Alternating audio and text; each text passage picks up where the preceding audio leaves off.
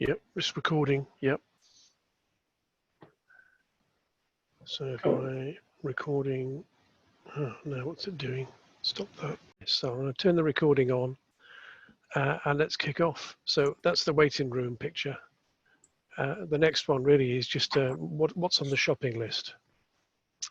If you look at the two pictures on the right, I guess there's a question in my mind: were the builders of Venice motivated?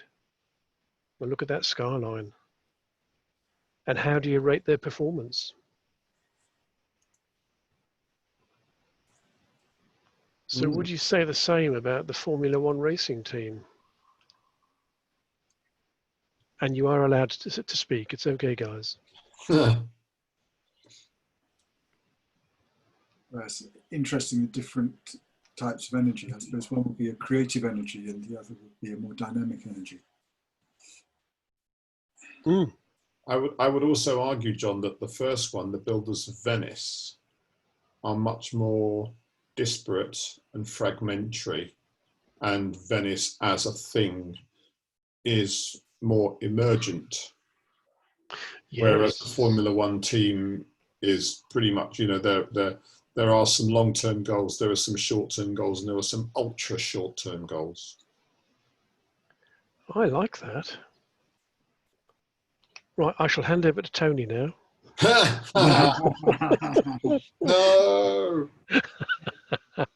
No, I mean, what I notice about it is that they would both be great things to be a part of.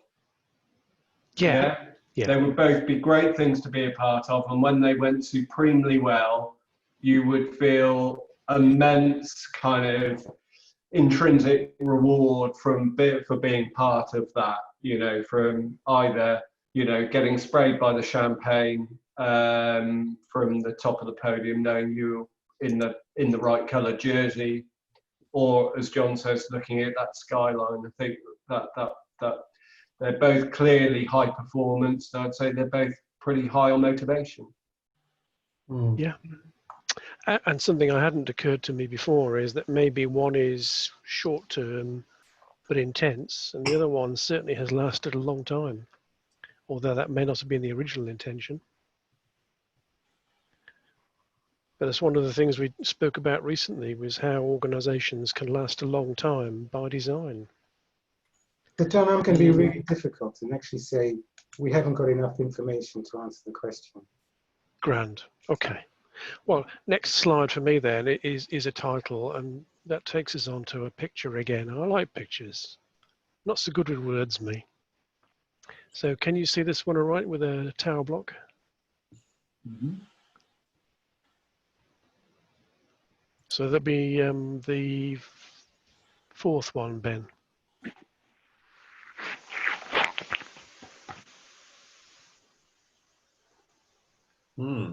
So there's a question on the page, folks. Go on, give me a guess.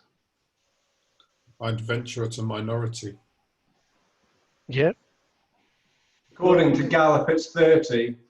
Jesus.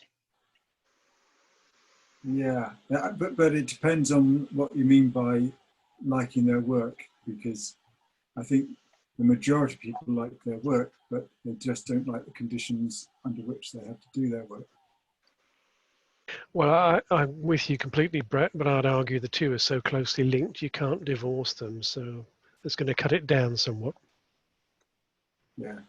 Well, for me, there's a bit of middle ground. An expression that we hear quite often is, I love my work, but I hate my firm.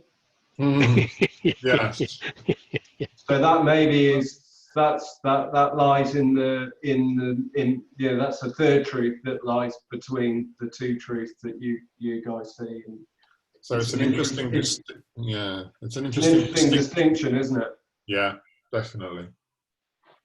Right. Well, people love serving their customers, but they dislike intensely the interference and the micromanagement and the straitjacket yourself into process that they get from their employer's system.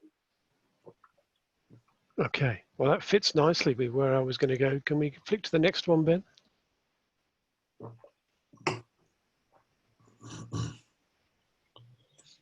That's what I was going to say, John.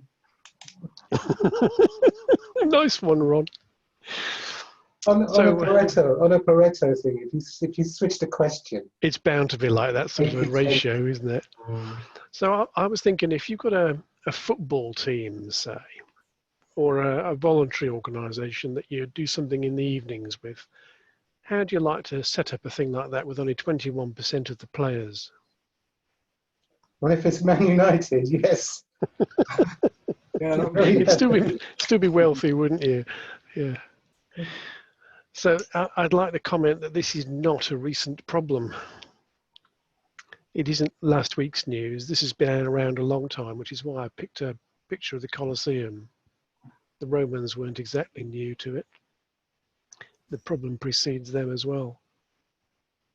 So let's flick on and have a look at the next part of that. So the second item on our agenda is, why do we go to work? And another one, Ben? I know.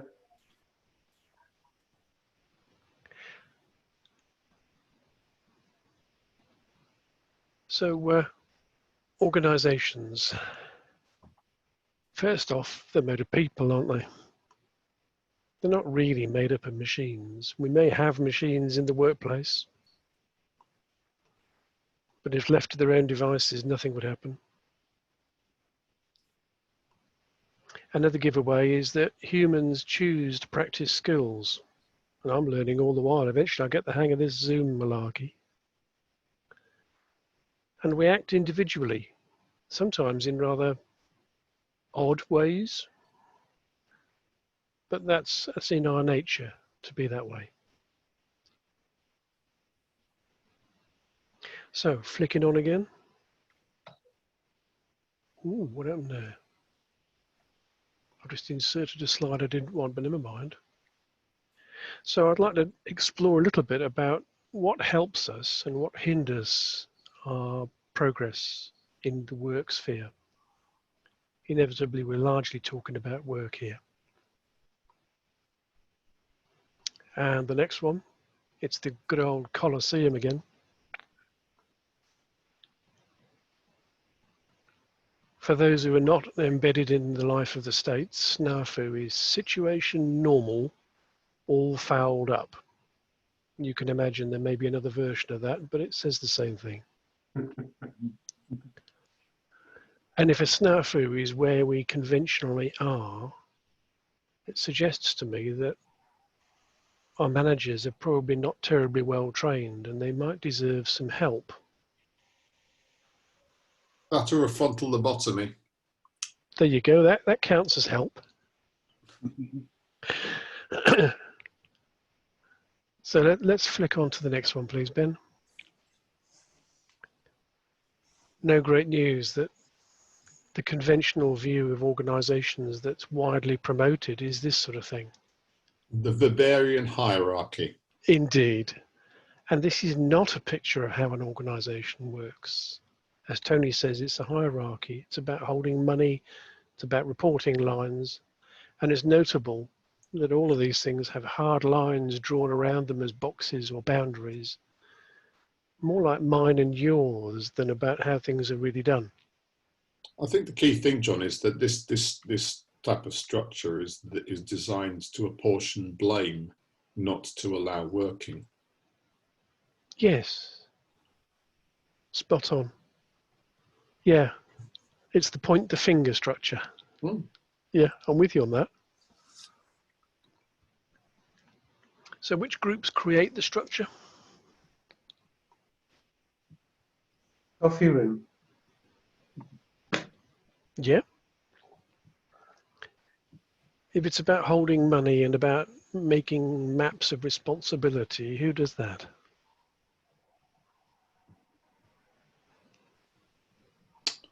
Yeah.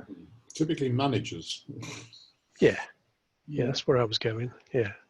But very often it's the sort of financial management, those who are in charge of risk and want to minimize the dangers of things going wrong, they are the ones that are so in favour of structures, because that gives them some kind of feeling of having oversight. Pretty false kind of feeling. Yeah. Yeah. Okay, so it looks like we're very much in violent agreement here, folks. Let's move on to the next one. I like pictures again, and there's another old thing. This is the Acropolis, which is really ancient. And just as in those days, the people in organizations work across whatever structures we impose upon them to make things happen. And here we have something else other than the formal structure. It's the informal organization, which we call culture. So I generally have a lot of fun when I'm talking to people who don't realize they actually have two organizations to manage.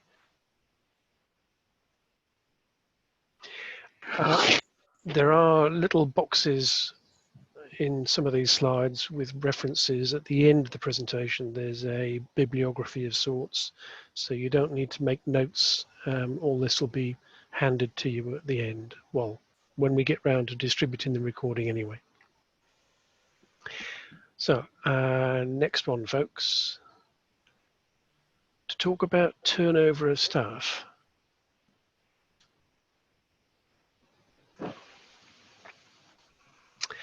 I'd like to ask you to think about somebody you know, possibly not yourself, a friend who is in need, who has a tough time with an organization. This is one of the ways that people have tough times, is that the turnover of people and inevitably of skills exceeds the ability to really maintain some continuity. So you're talking about the time between disruptions getting so shorter and shorter that actually the organisation, yes, someone, yeah, yes, Stafford Beer's spiders and cats model and whatever. Yeah, there's one thing I'd add to that, John, as well here: loss of knowledge.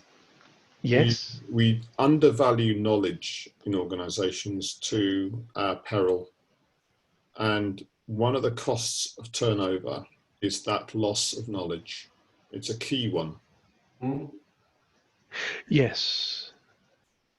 And I would add to that, Tony, the cost in terms of the customer experience through lack of continuity, and also through having to continually engage with people who are not adequately trained to do the job, or in an organisation where they are understaffed because they are constantly trying to recruit, because no organisation recruits extra to allow for the fact that half the time there's going to be 10 or 15% of the roles unfilled. So therefore they are going to be operating below capacity, and in customer facing roles that can have serious impact.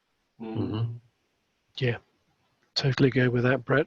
Mm-hmm. And it's a fact of life in many strands of public life, and even in some parts of the private sector, that carrying vacancies is seen as a way of saving money, but there's a cost, isn't there? Yeah, and there's because it doesn't work as well. You know, but both from the point of view reputational damage if your customer service is affected, but also if people are aware that you are an organisation that has high staff turnover, you will have that reputation in the job market as well. Well, each time your customers ring in, they get a different name who doesn't know as much as the last one. That's going to work. Okay, so turnover is rarely measured, I would suggest, in the real sense, other than just the gaps, but it tends to be a big issue and a painful one. Okay with that? And again, Ben? I preempted you, John. Good man. So most companies have a set of these pithy statements. And if you look at that list, what do you reckon is the staff reaction to them? Oh, shit.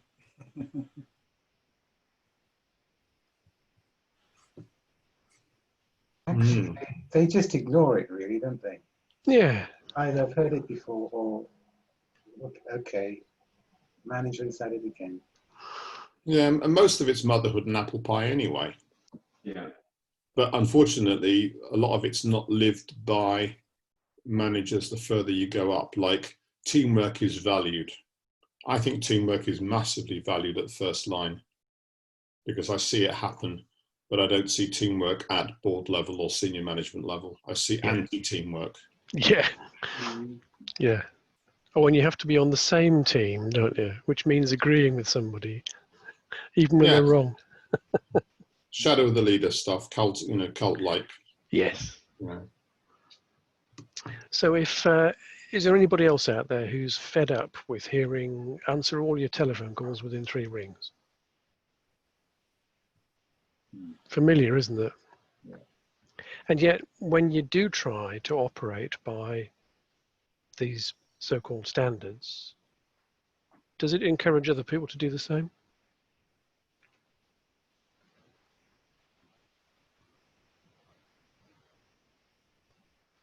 It's how you do it, isn't it? It's how you do it. So it's the way you act. If you're working with the standards, within a set standard, it's how you do it that will encourage the people.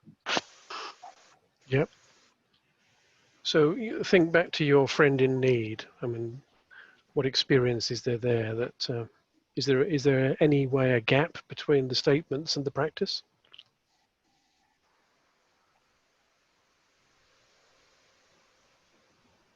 Well, Probably that says enough. one of the things that you need to do with any statement like that is to actually say what it means. So teamwork is valued here. Mm-hmm. Let's see some examples. How is it valued? What is the evidence? Just saying it on its own means nothing, does it? Yeah.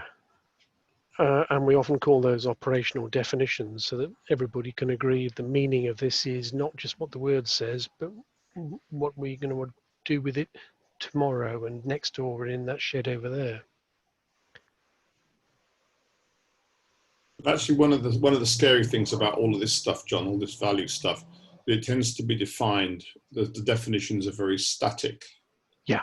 The definitions, yes, there is, if I go back to Collins and Porras stuff, there's a lot about preserve the core, but actually preserve the core only really works if it's yin and yang with stimulate progress. And things like values become reified. Yes. They become things that become static, and they're used as excuses not to challenge, not to progress, not to shake up things that don't work. Totally. Yeah. So if I was to flip back to the agenda page, I mean, we've covered who likes their work, what proportion of people do. We're getting into some why do we work stuff and factors of performance, which is the bulk of this. The last section is about what does this mean for me? So maybe we should return to this one in a minute because it's going to become handy again. Next one again, Ben. So I've borrowed this diagram from Bill Schirkenbach. I like the circularity of it. And although you can revolve it the way the arrow shows, it's actually quite clever to be able to run back the other way and say, well, if you have just acted, what was it that prompted you to do it? And I think the thing is congruent. It works in both directions, which rather proves the point that some sort of a circularity is good. If things go better from doing this, one test would be, do we care quite so much about whose name is on the report for the bit of work we've just done in the scheme of things? To what extent, John, is this just a kind of tweak on either SAPDO or PDSA or UDA? OODA loop. It's probably closer to OODA, I guess. Boyd's loop is the same sort of a thing in a way. What Schirkenbach was saying was, dear manager, I'm going to talk to you about how you make your mind up to do things. The first point is that very often people with management training don't recognize the value of theory. But when it comes to it, you don't have a question unless you start from a theory. Like an interloper, sorry. Ah, well, there you have a question. Is there a theory? I would view that cycle as being counterclockwise. You know, you have a theory, you test it, then you gather the data based on your test, and then you question the validity of the data or the validity of the action, and then you develop a new theory and take new action to test. Real? Yeah. And there's a slightly dodgy aspect to it as well, which is that people, I get slightly nervous about the word theory because of the way that it's used. Mm-hmm. And I also wonder whether actually theory is partially hypothesis. Well, a hypothesis or a theory, I'm okay with that. Or even just a question itself. Yeah.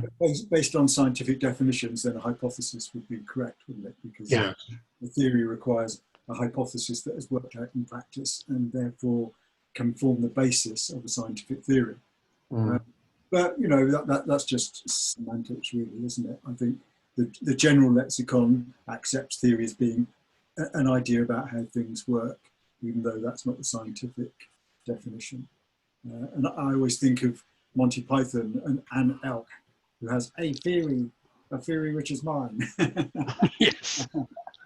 I think there's another aspect to this as well, John, which is that whilst this kind of looks like it goes around in a cycle, and yes, it could jump around a bit, but this feels like a model for scientific learning, not emergent systemic learning.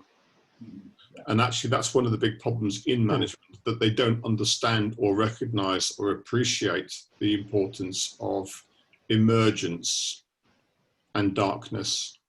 They try and make everything into a certainty. We have a theory, we will ask a question, we'll get data, then we'll take action. But actually, sometimes it just doesn't work that way. Sometimes in complex situations, you can't actually do theory and question. You just have to say what's going on. There must be times when we don't know enough about what we don't know that we're going to be surprised, whatever. Yes. But the acid test, perhaps, is what you see in the news every day coming out of Trump land. Does Trump have a theory, or does he just do stuff? Well, yeah. Is that a joke? No, it's serious. I mean, oh dear. Yeah, the president's brain is missing. Does Trump have a brain? There's another avenue down which this conversation could easily go, and I don't know enough about it, so maybe it'd be useful for my learning. But I think in part what we're describing here is the difference between the single loop learning and the double loop learning. When we go back and based on what we've experienced, we not only learn, i.e. our practice might be different, we go back and we revisit our assumptions and our mental models about how things are working. And I think that chimes with what Tony just said in terms about, you know, is it scientific learning or is it systemic learning? There's also, we were discussing the other evening or the other day, Ben, weren't we, about the situation with the health service. So the health service, normally, you know, things change slowly. They have the theory, they question it, they won't do anything without data and without evidence. And then suddenly we're in a crisis and they come up with an idea, they do it and they try it on the hoof, and then they start to look at the data. So I think it's, you know, it's kind of context specific, isn't it, really? And the question is, what will get you noticed? Is that right, John? Yes. Interesting idea. Yes. So it's the one with the biggest risk, isn't it? I was thinking in terms of working with managers who actually are finding their own way. You know, what can we do to have a bit of cooperation in here, in the name of productivity? Well, when you find them, let us know, John. Nice one. Okay, so that's been quite useful. I think it promises that when used properly, multiple roles where everybody is both a learner and at some stage a teacher or a coach. Yeah. Which sounds more fun than just being told what to do all the while. Yeah. So I'm not writing in defense of managers en masse, but I think there are ways that things can be more harmonious. Yeah. Can I click again, Ben? Certainly. So the next section, and again, is about doing something for your friend who's struggling. And if that friend happens to be you, keep stum, all right? Mm. As a one-man band, I can tell you that my boss is a complete bastard. I think there's another one we could add to that, which kind of like crosses several of them. Quite often we reward people for fixing the mess that they created. Yeah. So people exert heroics, they get a bonus for the heroics, but actually they were responsible for the mess that they then subsequently stepped in to try and go fix. Yes.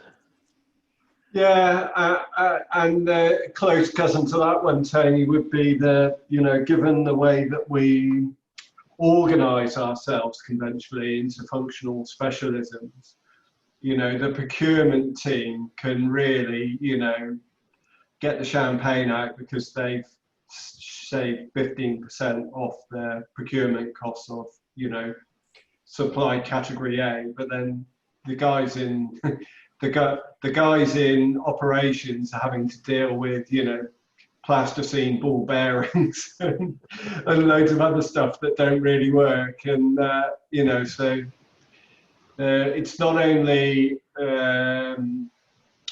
people getting congratulated from the screw-ups of yesterday, it's people getting congratulated for causing screw-ups for their co-workers very often because of the way that we conventionally design and manage and reward people. Yeah. So there's another piece in here about that actually the design of most reward systems is fundamentally flawed as well, because reward systems tend to be silo oriented rather than organization and interconnection oriented. Yes. So the word that throws me is systems in that. Okay, reward systems effective is the problem. It bears on what you were just saying, Tony, because rewards have to be quite specific, because we're all individuals. From the time you're getting the same rewards, 2 or 3 people, how could it be effective in each of the 3 people? Yeah. So it's the key. It's the systems that's key there to understanding how that reward is actually put into action within a group, within the system. Definitely. Now we talk about it, it is a fairly daft idea to treat people as if you can pile pennies in the slot and expect them to do whatever you want ad infinitum. Now and then, and when the conditions are right, yes. But again, we're talking about people here, not machines.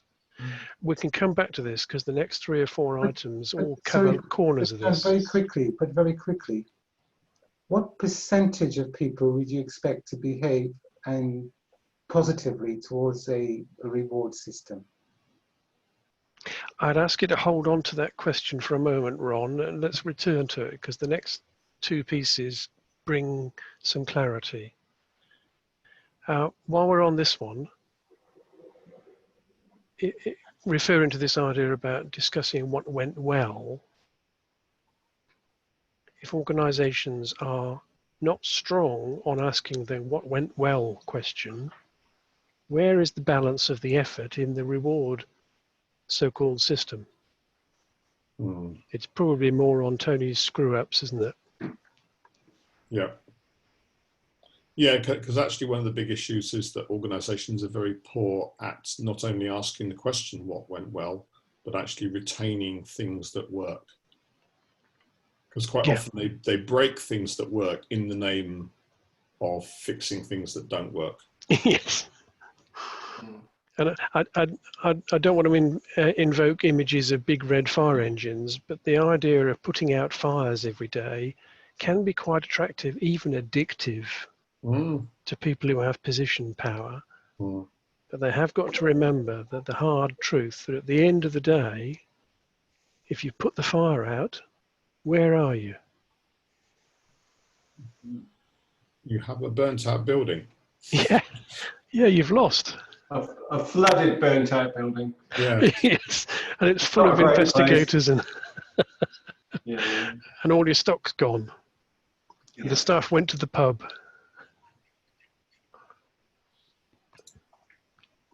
So there's a critical dependency on blaming people if we're not careful. Could I jump to the next one, Ben? I'm on it. I've done it. Man. Telepathy, you and me, John, tell you. Yeah, he's good, this. Yeah.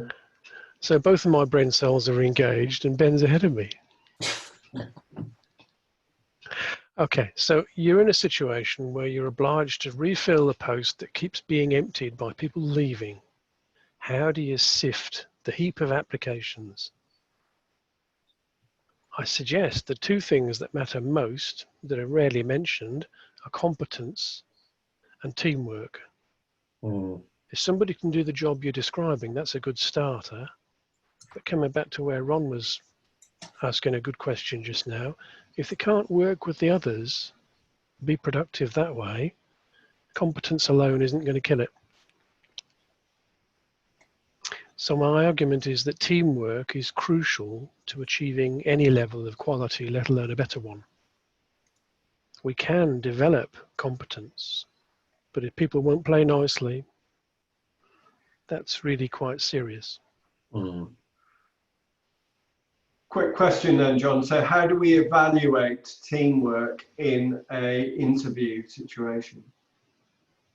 Well, conventionally, you'd ask somebody a question about, talk to us about a situation where you had to cross a boundary, where you had to compromise on the objectives of your unit with another one to get something done. Talk to us about a place where something happened and it cost somebody something, but the end result was worth it. Now, how often do you get those questions in interviews? No, people normally answer the ask functional technical questions rather than deal with the soft subjects. Yeah.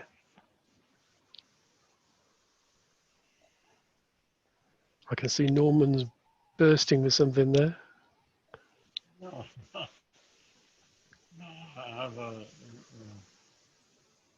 slightly sore throat, so I'm resting a little bit and listening.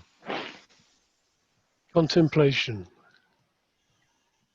Yeah, and just sore throat. Okay. Are you happy to move on, folks? Time for another picture. A crucial distinction is to be doing the right work. Doing the stuff that really matters rather than just polishing something that's way off piece.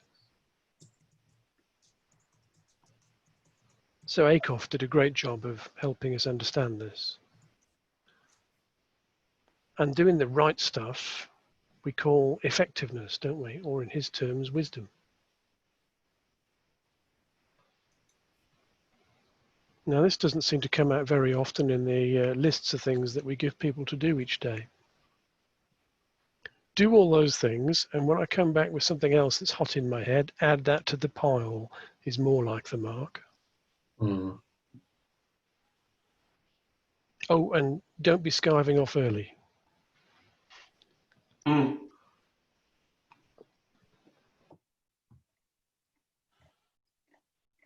I haven't seen that before, John. I like it. What do the T and the E denote that form the bridge between information and knowledge? Let's see if I can remember now. Now I'm going to need to ask for help. Anybody?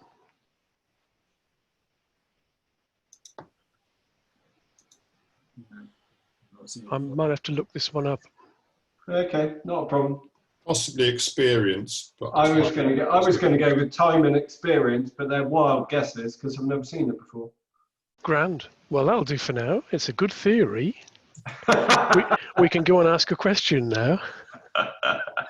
Then we can gather some data, and then we can go off and modify the diagrams so everybody else can read it. And that'll bring us round to another theory. Cool. Okay, so are we ready to flick on to the next one? Here's one you might be more familiar with. Dear old Fred. He's consistently highlighted this problem. This is the top part of a larger diagram with stuff that makes people happy and to the right in black bars, and stuff that sort of has to happen in white bars to the left. So the quote in blue is also from Hertzberg.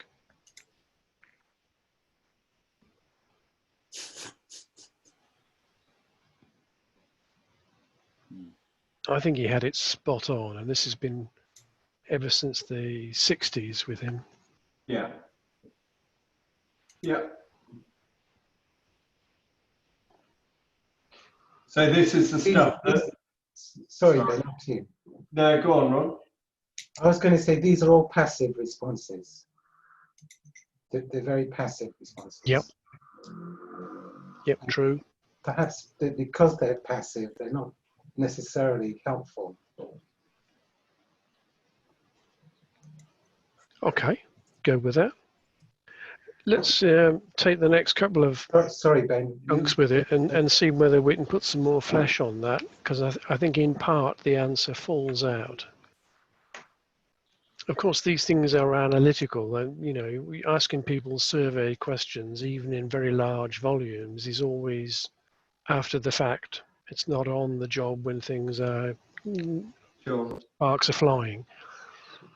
Sure. But the idea is, I suppose, to be able to point out that the things that people value the most are not the rewards. Yeah, yeah. I mean, that's so. You mentioned, John. This is the top part of Hertzberg. This is the stuff that takes people above and beyond the norm of their common garden performance, and the stuff that is interesting is all of those things that will take people above and beyond the norm of performance are all within the gift of the manager. Yeah. And they're free. And all they're free. Yes. And all of the things below the norm of performance in Hertzberg's model, like pay, are not in the gift of the manager generally. They're in the gift of the bigger organization and its power structures within it. And they all cost a bloody fortune. But we always, if we've got a motivation problem, we always look to the stuff below the line that's only going to get people out of a state of demotivation to a sort of a state of normality. I'm with you. Brett's smiling away here. All the things on that table actually maps to Maslow's pyramid, doesn't it? Is it Maslow's pyramid? Maslow's hierarchy is a widely published thing, but hold that thought, Ron, because next slide but one will add another dimension to that. So what Hertzberg was saying was, no, we can't motivate people except for the basics. They have to want something, but it's not generally all over with the reward part of things. I think this is really interesting, John, because this would suggest that motivation is an emergent property of management behavior, but which actually to me feels like exactly the opposite to the way that it's sold by people in HR and OD. Scarily. Yeah, I think that's an excellent way of looking at it. It emerges despite the things that are done with pay packets and promotions and beating people up. And what about all this guff with writing CVs and so on, applications for jobs, where we say, we are encouraged to say, I did this, I acted alone, I made this £53 million sale. I also built the machine, transported it, drove the lorry, unpacked it. Oh, you know, I did it all on my own. Let's have some realism.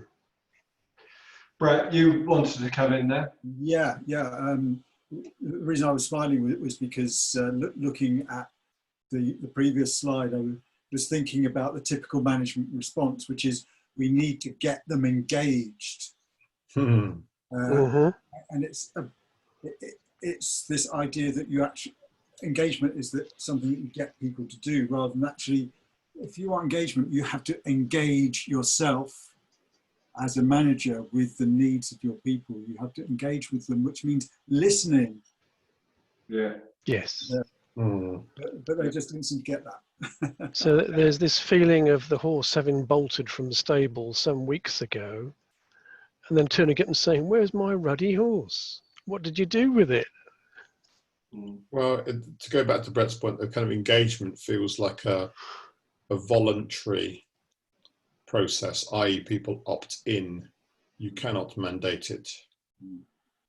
And therein lies some of the toxic behaviors, you know, of people who attempt to force it. Spot on, Tony. Yeah. So I'd suggest another thing, another layer on this, is that the one thing businesses do not need to pay consultants for is to implement innovation. We've got to take the brakes off. We've got to let people do things.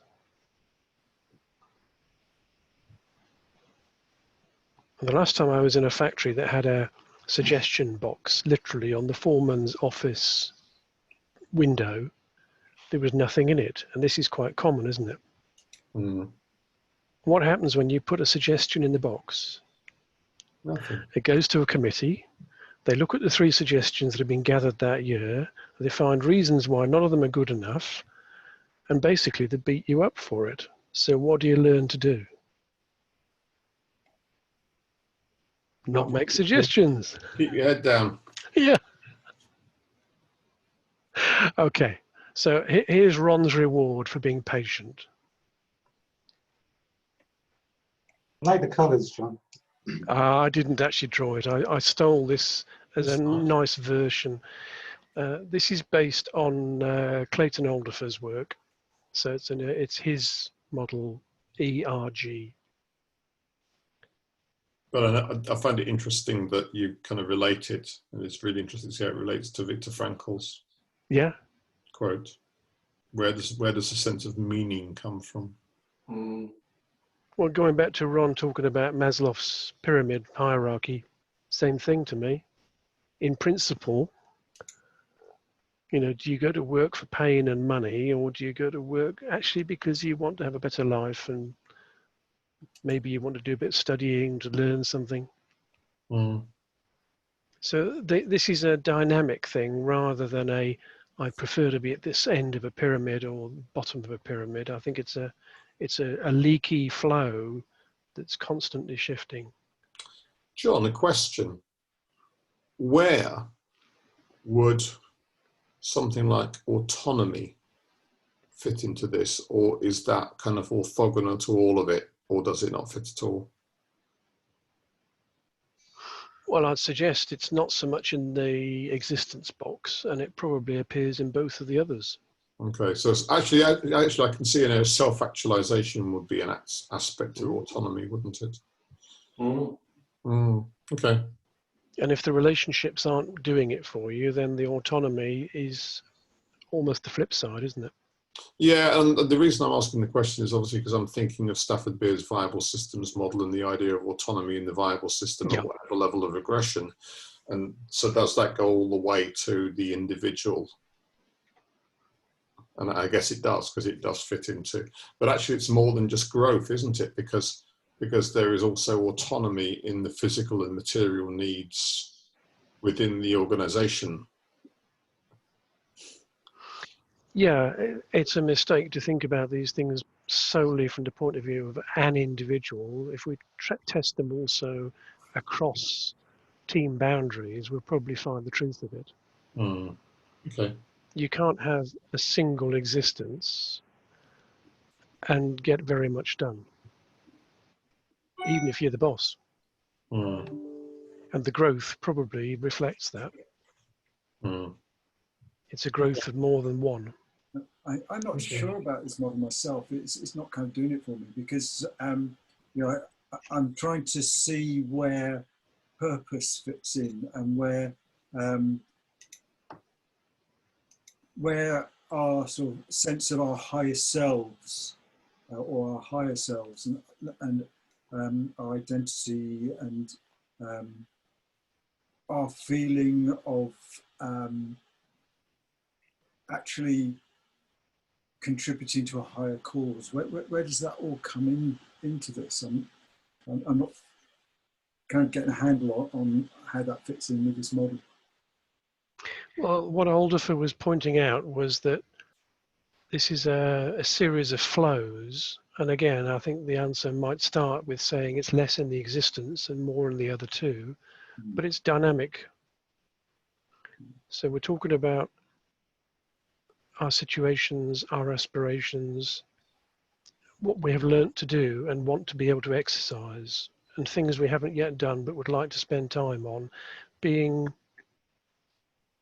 possibly personal goals, but more often going to be collective things, rather than the pyramidal view, which tends to talk to the individual.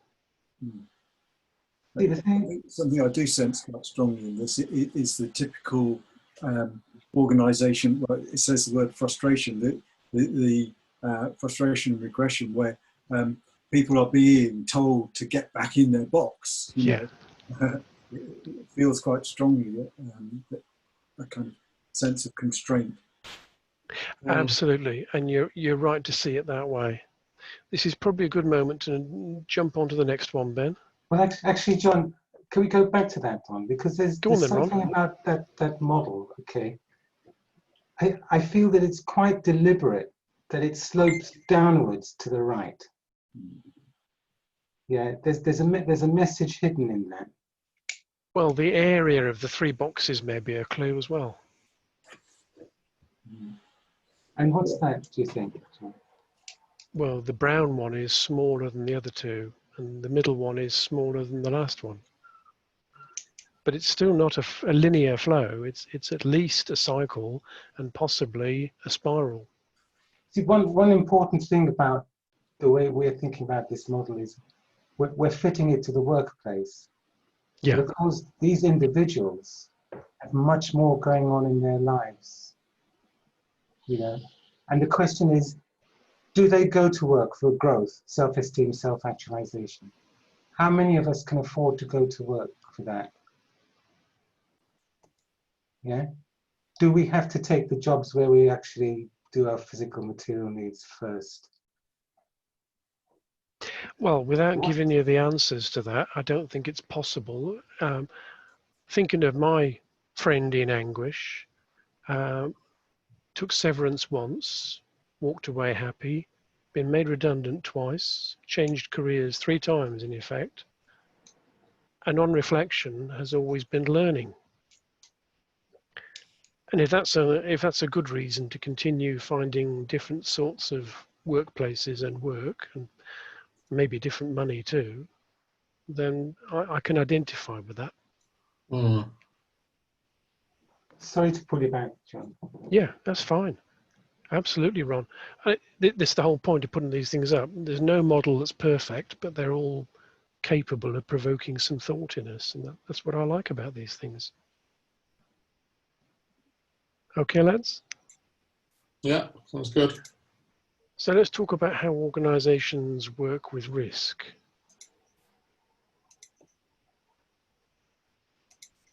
And for me, the killer question is, who is best placed to recognize, to evaluate, and to report on risks?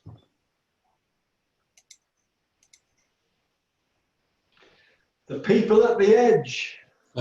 Yeah. Absolutely. Yeah.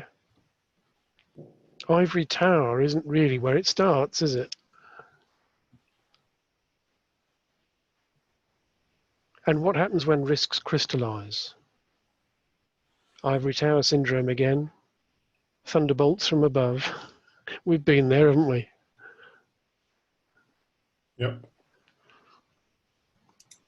So that's another aspect of, if you like, the opposite of reward, as well as the potential for things that we value and find growth in. I've long argued that the core competence of organizations is handling risks better than the others do. Sorry, who did I cut off? It's me again. Sorry, John. Yeah. Go on, Ron. This thing that I remember when we started off, I talked about this observation about projects and project managers. That's hit me because I'm very guilty of that. And that, sorry, Tony, you went there. So a few other people went there. But what I was talking about was that most individuals will only actually admit to 65% of things that's going on. You know, so I am only going to actually admit to 65% of the risks. Yeah. So I'm only actually the best person for those 65%. If that number is correct, that leaves a massive proportion of risks.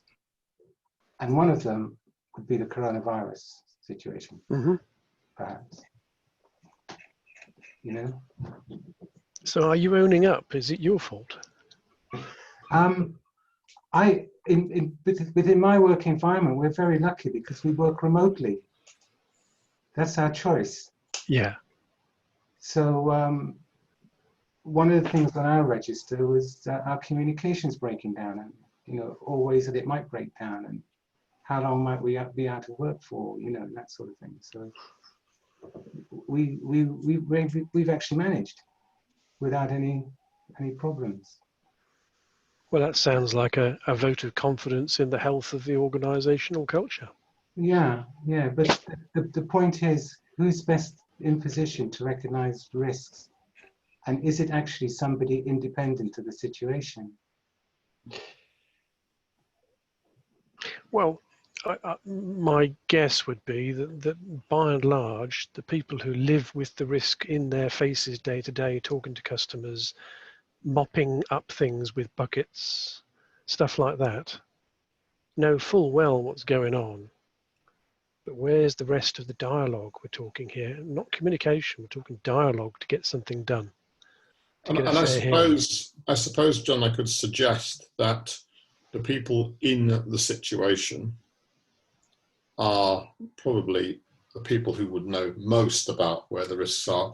But I think Ron's got a point in that sometimes someone coming into the situation who's not familiar will ask some damn full questions that everyone thought, damn, I didn't think of that. This is one of the functions. Both views are valuable. They are. I mean, this is one of the functions of an auditor.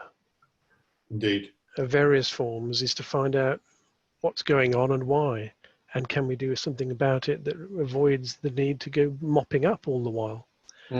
But how long has it been going on is not a conventional audit question. But the part of the auditor that enables us to take advantage of that is the independent and probably systematic. Yes, except most auditors don't think systemically, so I'd argue that you need to be systematic and systemic.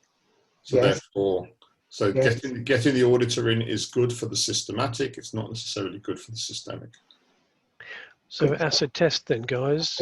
If you were asked to do an audit on a chemical plant in Indiana right now, assuming you couldn't go there in person, how would you find out what you need to know? You'd actually need to talk to some people who work there. Yeah.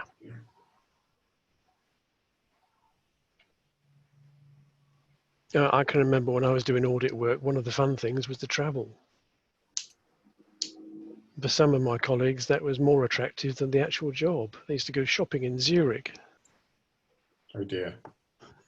They didn't really want to go and do an audit in Zurich, but that was the good side of it for them, quite literally. So again, the real world intervenes and it can be painful. Okay, next one, lads.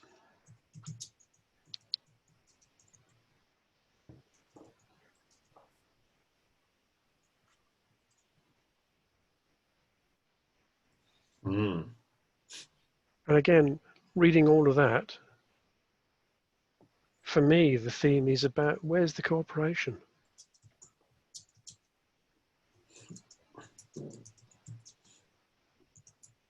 AKA teamwork. For me, there's a link between this and the kind of the reciprocal of the number that Ron's been sharing with us. You know, the knowledge, the insight, the awareness of risk and the awareness of opportunity are very, very likely known to the people at the edge long before they're known to the people in the ivory tower. Yes. But the connectedness is lost through fear. You know, my ideas will get ignored, my insight will get ignored, my innovative, creative experiment won't get the funding. And then, you know, on the flip side of that same coin, I'm not going to be the one that brings the bad news to the brass upstairs, because they're in, you know, the demonstrated practice is that they shoot messengers, right? Yeah.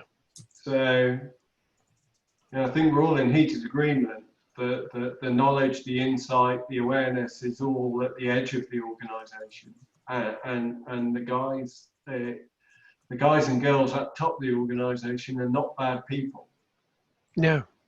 Generally, they're not bad people, but they're not been trained to be bad people. There's the barrier is this sort of disconnection, and very often that disconnection has to do with fear and judgment. I'll come back to a couple more factors on the way through the next 2 or 3 slides. We're very near the end now, so hold this thought about the people at the top for a moment. Can we jump on to the next one, which is where it starts to jump out again? I'm there. So a question in my mind is, do we want to be happy or do we want to be useful? For a start off, it's great when the two marry up. Going back to that diagram with the 3 blobs again. And a sneaking part of me says perhaps it's better, in knowing the way that modern organizations work, to be valued. In terms of your career, just being happy might not cut it. Be great if you can have both, though. And this tends to take me back to the idea of relatedness and growth rather than mere existence. What do you reckon, Ron? Relatedness and growth, mere existence. The challenge I'm happening with all this is that the underlying assumption is that somebody has to get everything from the workplace to be happy at work. You know, so it's not. I will say it's not necessarily the things that the people have to do at work that makes them happy. It's about all the interactions they have with the people around them. Hey. Yeah. I like that. Yeah. I think we've reached a pivotal moment. Yeah. Now, I need to ask your forbearance because I think we're running out of time here. Can I jump on to the next one again, please, Ben? I was going to suggest we use a whiteboard, but actually there's so much come out on the conversation on the way through. Is your friend in pain enjoying work anymore for having been around this little bit of an exploration? So let's hold that thought. Yes, next one again. The work. Yes. So the next one's another picture. You're right to see it as an iceberg. The dashed line is where the sea level would be on your iceberg. And as ever, a large part of the iceberg is hidden beneath the waves.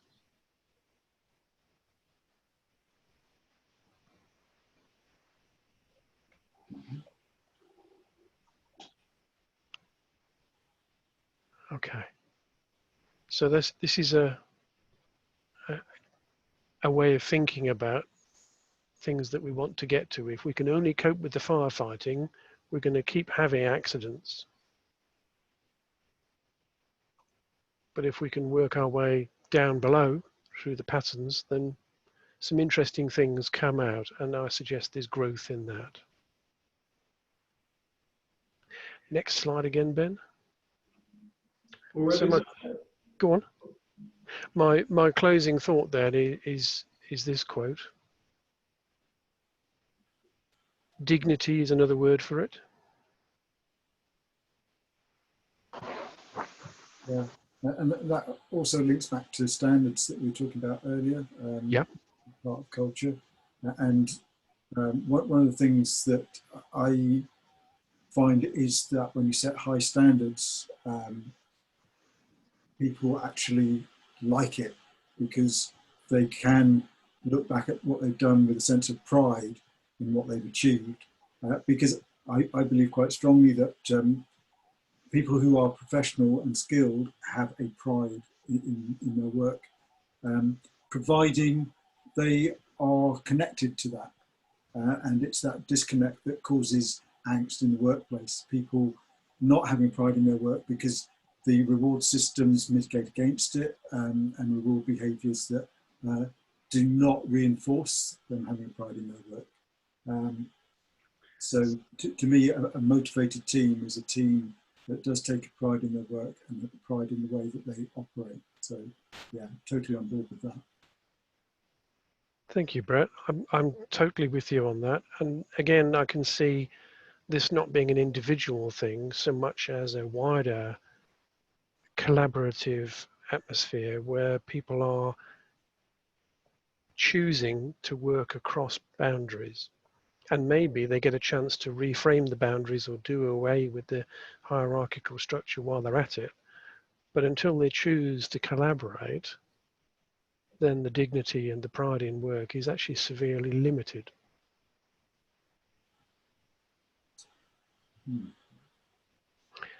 So let me, next slide again, Ben. Sorry, John. Go on, Ron. Go back. On that last slide, how would that change if it was deserves to take pride at work? Totally. Can you be proud of things you do that aren't for money? That aren't for money? Do you do any voluntary work? All my work is voluntary. There you go. So I think it probably applies out of paid work as well.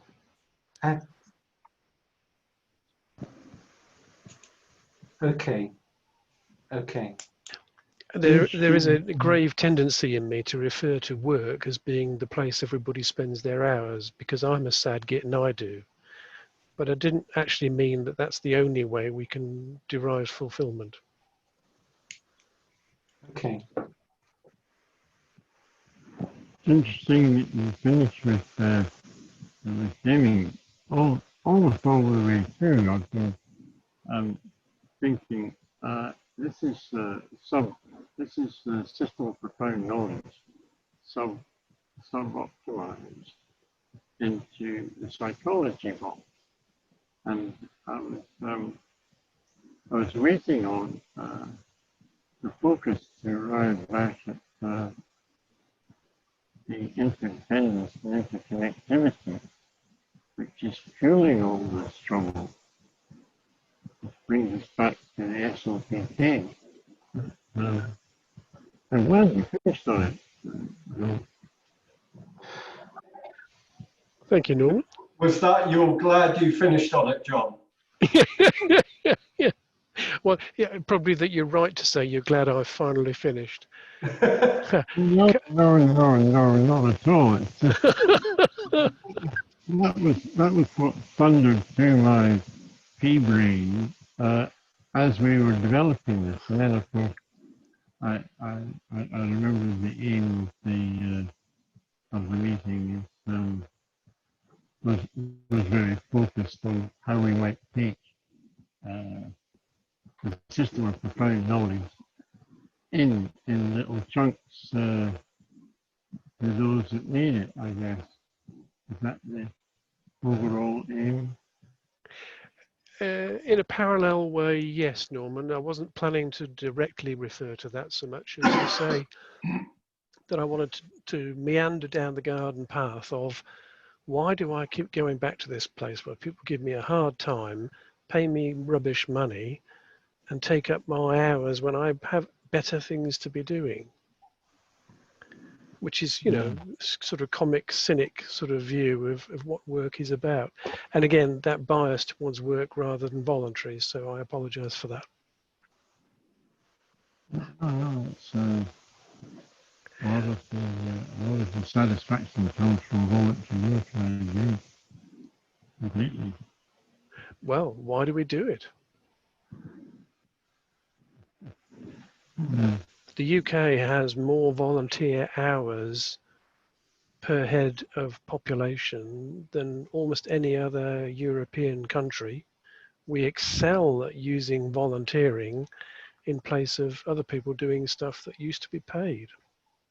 And I begin to wonder if that doesn't actually become a negative spiral. Yeah, and it can be exploited in certain cases. There's certainly a tendency for that. So just recapping there, now the first question I asked was who likes their work? And the second one was why do we go to work? Okay, I've used work a lot in this, and maybe I ought to say occupation, vocation, or some other word. We spent a while looking at some of the factors behind this performance thing and reward systems, although the word system rankles, doesn't it? And we played around a bit with what does this mean for me? So if you can remember your friend in need, next time you have a conversation with him, you can always offer him a copy of the slides and have a chat over a cuppa, eh? Good stuff. Thank you, John. And yeah, I think we've run over by 10 minutes or so. So are there any burning questions before we depart and disappear into the night? Thank you, John. I think that's probably a wrap then. John, so the slides will be available via the Deming Alliance website and the recording. I'll have to clean up the recording, but the PowerPoint version of this will be available quite soon. That's great. So we will post these on the Alliance web, as you say. And if in the meantime anybody wants to continue the conversation, then, you know, we're here for just this sort of thing. Cool. So if there are more questions, then fine, I'll let it run, but otherwise I'll kill the recording. Cool. Thanks again, John. You're very welcome. I enjoy doing these things. Thank you, Brett. Good stuff. Take care. Thank you, Ben. Yeah. Ben's been a faithful page turner all the way through, haven't you? Cheers. All right. Good night, folks. Cheerio. Bye for now. Bye-bye.